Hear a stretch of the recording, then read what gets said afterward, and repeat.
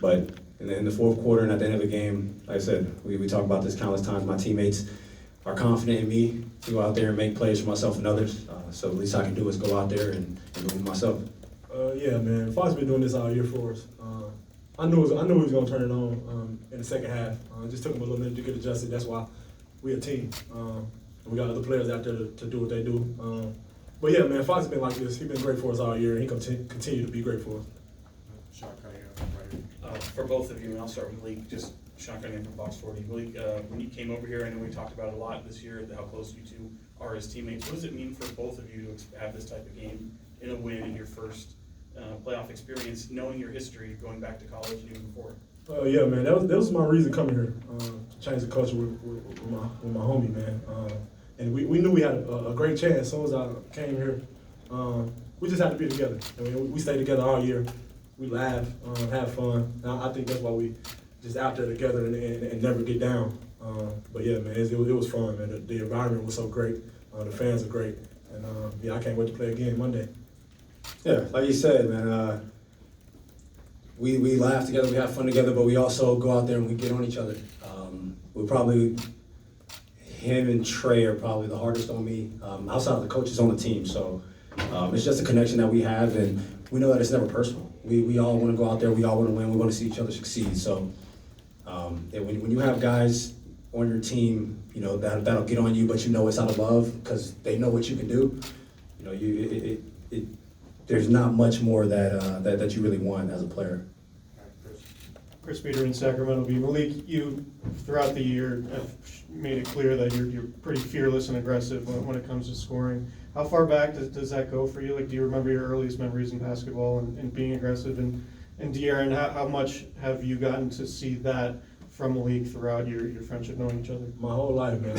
I was gonna say, my whole life. I've been trying to score my whole life, man.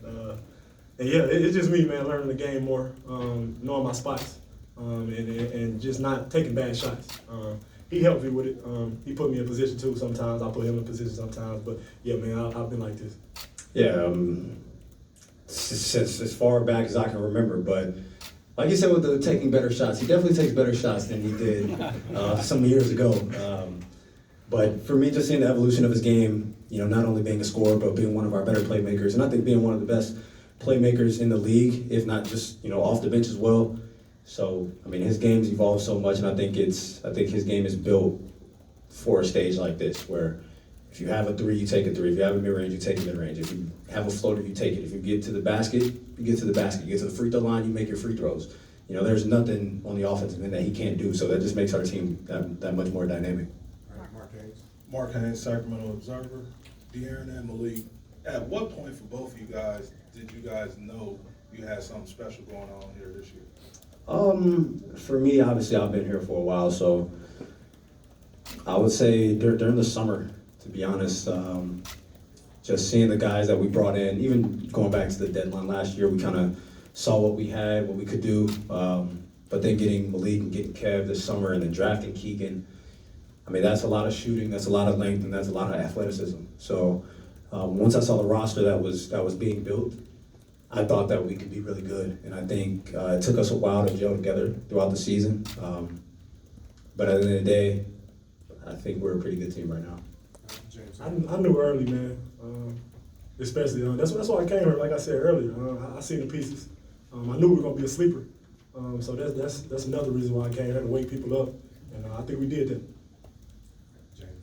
James Ham, ESPN 1320. De'Aaron, 40 minutes of play, the 38 points is impressive, but to be honest with you, your defense was probably some of the best we've seen from you in your career.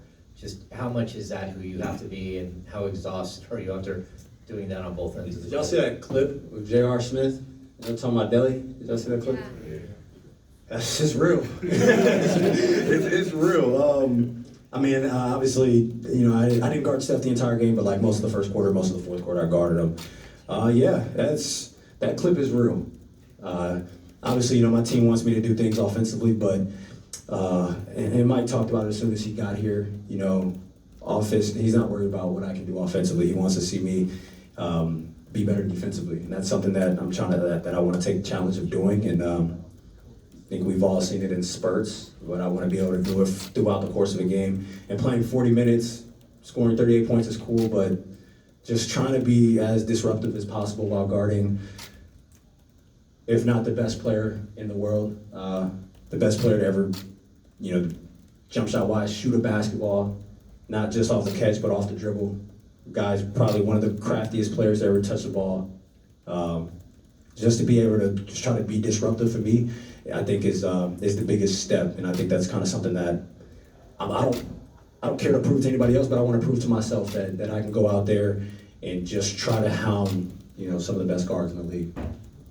Colin Ward-Henninger, CBS Sports. This is for De'Aaron. You've been here your whole career. Okay. You've been here your whole career. I'm sure you've envisioned your first playoff game here many times. I'm just curious how tonight the atmosphere compared. Truth be told, I actually thought it would be more Warriors fans in, because I've played them 4 times a year for the last 6 years, and I've seen it. But so I think Sacramento showed out tonight. I think it was Trey walked by and he was like, "Yo, it's the loudest arena that I've ever played in." And we've talked about that before. We know what this fan base is about and what they want to do. And like I said, we want to win for ourselves and for each other and for everybody in this organization. But doing this for the fans, just knowing the way that they support this team, through thick and thin, like through really thin. I think it's just a testament to the way they are. And it was definitely a great atmosphere tonight.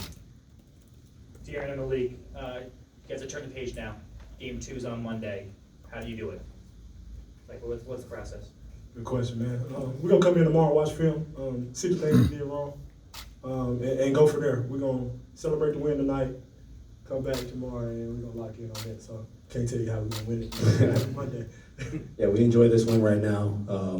Obviously, it's a long series. It's a long series, You never know how many games it can go, but for us, we enjoy this tonight.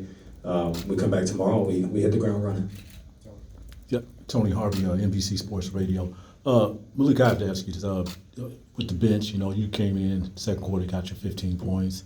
There was a quarter, Trey Lyles hit 10, every bucket was big.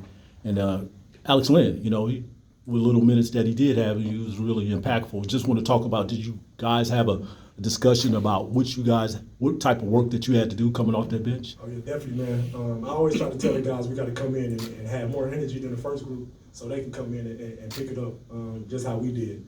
And I think they did a great job with it. A-Man was huge for us, man, giving us different looks, especially down, blocking shots, getting rebounds, just changing people's shots. And Trey always going to beat Trey. I always tell him to shoot the ball every time and just be confident. So I always have a conversation with the bench every time, man, before every game. All right, last one right here.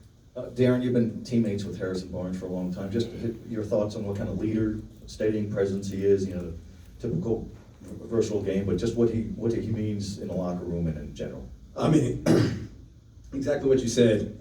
Just a very steady presence. He's someone who we ask to go out there and guard some of the best. I mean, there are times where he's guarding AD, guarding Cat, he's guarding guys who he's giving up 4 or 5 inches to.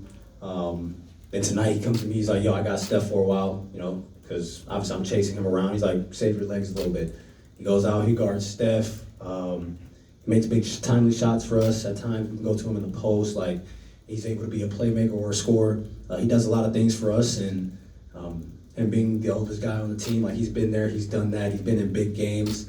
So, I mean, we look for that in him, and I think that's what he wants to do.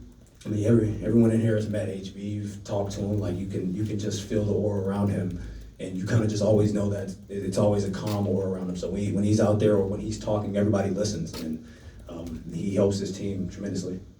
All right, thank you, guys. Thanks, guys. All right, guys.